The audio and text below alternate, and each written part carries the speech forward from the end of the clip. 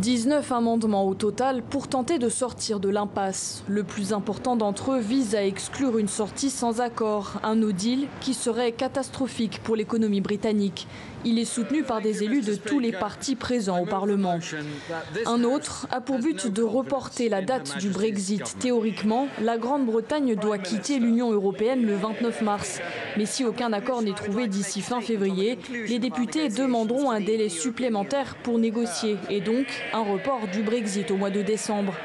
Sujet le plus controversé de ce Brexit, la frontière irlandaise, principale raison pour laquelle les députés ont rejeté l'accord initial avec Theresa May.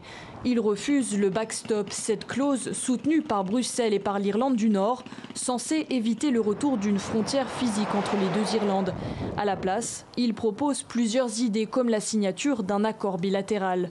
Seuls les amendements sélectionnés par le président de la Chambre des communes seront soumis au vote des députés. Après validation par le Parlement, Theresa May présentera ses propositions aux Européens. Ce sera alors à l'Europe de décider si elle accepte ces changements. L'issue du vote du jour est plus qu'incertaine. Il pourrait tout autant clarifier les positions ou brouiller encore plus les pistes, alors qu'il ne reste que 2 mois de négociations.